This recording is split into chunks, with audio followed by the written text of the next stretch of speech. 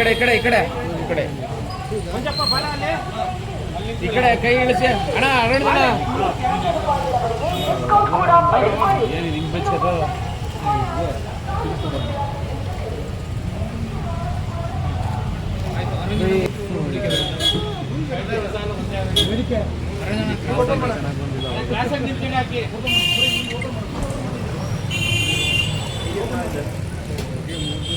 ಹನಿ ಬರೋಣ ಬರೋಣ ಸುಲಭ ಬರುತ್ತೆ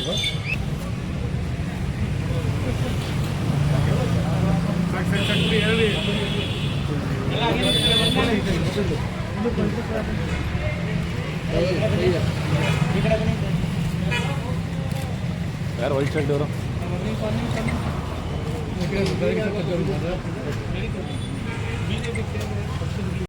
ಸಿದ್ದರಾಮಯ್ಯವರು ಒಂದು ಸುಳ್ಳನ್ನು ಹೇಳಿದರು, ಹಸಿ ಸುಳ್ಳು ಹೇಳಿದರೆ ಕರ್ನಾಟಕ ರಾಜ್ಯಕ್ಕೆ 68 ಕೋಟಿ ದುಡ್ಡು ನಮಗೆ ನಷ್ಟ ಆಗಿದೆ, ಬರಬೇಕಾಗಿತ್ತು ಅಂತ ಹೇಳ್ತಾರೆ. ಇವತ್ತು ಮಂಗಳೂರು ಆಗ್ಬೋದು, ಬೆಂಗಳೂರು ಆಗ್ಬೋದು, ಮೈಸೂರು ಆಗ್ಬೋದು, ಕೆಲವು ಭಾಗದಲ್ಲಿ ಇನ್ನೂ ಸಹ ಮಹಾನಗರ ಪಾಲಿಕೆಗಳು ಚುನಾವಣೆ ಆಗಿಲ್ಲ. ಸ್ಥಳೀಯ ಸಂಸ್ಥೆ ಜಿಲ್ಲಾ ಪಂಚಾಯತಿ ಮತ್ತು ತಾಲೂಕ್ ಪಂಚಾಯತಿ ಚುನಾವಣೆ ಆಗಿಲ್ಲ.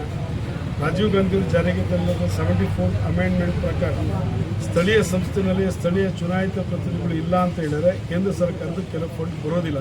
ಅದು ಸಿದ್ದರಾಮಯ್ಯವ್ರಿಗೂ ಗೊತ್ತಿದ್ದು ಸುಮ್ಮನೆ ನಮ್ಮ 58,000 ಕೊಡಬೇಕು, 68,000 ಕೊಡಬೇಕು, ಕೇಂದ್ರ ಸರ್ಕಾರ ಗೊತ್ತಿರೋದ್ರಿಂದ ಸುಳ್ಳನ್ನು ಹೇಳ್ತಾರೆ. ಜಿಲ್ಲಾ ಪಂಚಾಯತಿ ತಾಲೂಕ್ ಪಂಚಾಯತಿ ಚುನಾವಣೆಗಳಾದ, ಮಹಾನಗರ ಪಾಲಿಕೆ ಚುನಾವಣೆಗಳಾದ, ಬೆಂಗಳೂರಿಗೆ ನಿನ್ನೆಗೆ 4 ವರ್ಷ ಆಗಿದೆ ಚುನಾವಣೆಗೆ, ಸಾವಿರಾರು ಕೋಟಿ ಅನುದಾನ ಬರಬೇಕು. ಚುನಾಯಿತ ಪ್ರತಿನಿಧಿಗಳು ಇಲ್ಲದೇ ಕೇಂದ್ರ ಸರ್ಕಾರ ಹಣ ಬಿಡುಗಡೆ ಮಾಡಲ್ಲ. ಇದು ಗೊತ್ತಿರುವಂಥ ವಿಚಾರ. ಸುಮ್ಮನೆ ಕೇಂದ್ರ ಸರ್ಕಾರದ ಮೇಲೆ ಕೂಗಬೇಕು ತೋರಿಸುವಂಥದ್ದು ಸರಿಯಲ್ಲ. ಮುಂದೆ ಬರ್ತಕ್ಕಂಥ ನಮ್ಮ ಈ ಜಿಲ್ಲಾ ಪಂಚಾಯತಿ ತಾಲೂಕ್ ಪಂಚಾಯತಿ ಚುನಾವಣೆ ಯಾವುದೇ ಚುನಾವಣೆಗಳು ಇದೇ ರೀತಿ NDA ನೇತೃತ್ವದಲ್ಲಿ JDS ಮತ್ತು BJP ಒಟ್ಟಿಗೆ ಚುನಾವಣೆಯನ್ನು ಎದುರಿಸಿ ಕಾಂಗ್ರೆಸ್ ವಿರುದ್ಧವಾಗಿ ನಾವು ವಿಶ್ವಾಸದಲ್ಲಿ ಜನ ಗಳಿಸ್ತೀವಿ ಅನ್ನತಕ್ಕಂಥ ವಿಶ್ವಾಸ ಮಾತನಾಡಲಿಕ್ಕೆ ಇಚ್ಛೆಪಡ್ತೀವಿ. ಮೊನ್ನೆ ನಡೆದಂಥ ಮಂಡ್ಯ ನಗರಸಭೆ ಚುನಾವಣೆಯಲ್ಲಿ NDA ಮೈತ್ರಿಕೂಟದ ಅಭ್ಯರ್ಥಿಗಳು, JDS ಮತ್ತು BJPಯ ಅಭ್ಯರ್ಥಿಗಳು ಮಂಡ್ಯ ನಗರಸಭೆಗೆ ಆಯ್ಕೆಯಾಗಿದ್ದಾರೆ. ವಿಶೇಷವಾಗಿ JDSನ ಅಧ್ಯಕ್ಷರಾಗಿ BJPಯ ಉಪಾಧ್ಯಕ್ಷರು ಅವಕಾಶಗಳು ಮಾಡಿಕೊಂಡಿದ್ದಾರೆ. ಇವತ್ತು ಮುಂದೆ ಬರ್ತಕ್ಕಂಥ ಉಳಿಕೆ ದಿನಗಳ ಅವಧಿಯಲ್ಲಿ ಉತ್ತಮವಾಗಿ ಕೆಲಸ ಮಾಡಲಿ ಅನ್ನತಕ್ಕಂಥದ್ದು ಅಭಿಲಾಷೆ, ಒಟ್ಟಿಗೆ ಹೋಗಿರ್ತಕ್ಕಂಥ. ಇದಲ್ಲದೆ ಕುಮಾರಣ್ಣವರು ಇಲ್ಲಿ ಸಂಸದರಾಗಿರೋದ್ರಿಂದ ಹಲವಾರು ಕೇಂದ್ರ ಸರ್ಕಾರದ ಯೋಜನೆಗಳನ್ನು ಇಲ್ಲಿ ತರೋದಕ್ಕೆ ಮತ್ತು ಉಪಯೋಗಿಸ್ಕೊಳ್ಳೋದಕ್ಕೆ ಅವಕಾಶ ಇದೆ. ಆ ನಿಟ್ಟಿನಲ್ಲಿ ಮಾನ್ಯ ಶ್ರೀ ಕುಮಾರಸ್ವಾಮಿ ಅವರು ವಿಶೇಷವಾದಂಥ ಗಮನವನ್ನು ಹರಿಸಿ ಅದು CR ಫಂಡ್ ಬಗ್ಗೆ ಆಗ್ಬೋದು, ಅಮೃತ್ ಯೋಜನೆ ಆಗ್ಬೋದು, ಬೇರೆ ಬೇರೆ ನಿರ್ಭಯ ಫಂಡಿನ ಬಗ್ಗೆ ಆಗ್ಬೋದು, ಈ ರೀತಿ ಕೆಲವು ಪ್ರಾವಿಷನ್ಸ್ ಇದೆ ಕೊಡೋದಕ್ಕೆ. ವಿಶೇಷವಾಗಿ ಮಂಡ್ಯ ನಗರಸಭೆಯ ಸರೌಂಡಿಂಗ್ಸಲ್ಲಿ ಕೆರೆಗಳು ಸಾಕಷ್ಟಿದೆ. ಅದು ಲೇಕ್ ಡೆವಲಪ್ಮೆಂಟ್ ಅಥಾರಿಟಿ ಮತ್ತು ಇದನ್ನು ಸಹ ದುಡ್ಡು ತಗೊಳ್ಳಿಕ್ಕೆ ಪ್ರಾವಿಷನ್ ಇದೆ.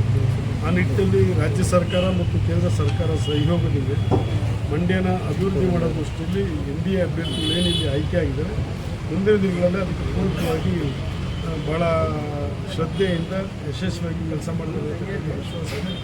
ಆಯ್ಕೆ ಆಗಿರತಕ್ಕಂಥ ಅಧ್ಯಕ್ಷರಿಗೆ ಮತ್ತು ಉಪಾಧ್ಯಕ್ಷರಿಗೆ ಒಂದು ಶುಭಾಶಯ ಕೊಡೋಣ ಅಂತೇಳಿ ನಾನು ಮಂಡ್ಯ ಭಾಜಪ ವತಿಯಿಂದ ಬಂದಿದ್ದೆ. ನಾನು ಚಾಮರಾಜನಗರ ಇವತ್ತು ನಗರಸಭೆ ಅಧ್ಯಕ್ಷರು ಮತ್ತು ಉಪಾಧ್ಯಕ್ಷರು ಚುನಾವಣೆ ಇತ್ತು. ಅಲ್ಲೂ ಸಹ BJPಯ 2 ಅಭ್ಯರ್ಥಿಗಳು ಅಲ್ಲಿ ನೇರವಾಗಿ ನಮ್ಮದು BJP ಮತ್ತು ಕಾಂಗ್ರೆಸ್ ಇದ್ದರು. SDPI ಬೆಂಬಲಿತದಲ್ಲಿ BJP 15 vote, Congress 14 vote, BJP ಮೇಲುಗೈ ಸಾಧಿಸಿದೆ. ಅಲ್ಲೂ ಸಹ ಉತ್ತಮವಾಗಿ ಕೆಲಸ ಮಾಡೋದಕ್ಕೆ ಅವಕಾಶವನ್ನು ಜನ ಮಾಡಿಕೊಟ್ಟಿದ್ರು. ಆ ನಿಟ್ಟಿನಲ್ಲಿ ಅಲ್ಲೂ ಸಹ ಇದೇ ರೀತಿ ಕೆಲಸ ಮಾಡಲಿಕ್ಕೆ ಸ್ಪಂದಿಸ್ತಿರತಕ್ಕಂಥದ್ದು. ಮತ್ತು ಮಂಡ್ಯದಲ್ಲಿ ಇವರು ಅವಧಿಯಲ್ಲಿ ಸಂಪೂರ್ಣವಾಗಿ ಅಭಿವೃದ್ಧಿ ದೃಷ್ಟಿಯಿಂದ ಅವಕಾಶಗಳನ್ನು ಮಾಡಿಕೊಡ್ತಾರೆ. ಅದಕ್ಕೆ ಶ್ರಮಿಸಿ ಕೆಲಸ ಮಾಡಬೇಕಂತ ವಿಶ್ವಾಸದಿಂದ ನಾನು ಅವರಿಗೆ ಶುಭಾಶಯನ ಕೊಡಲಿಕ್ಕೆ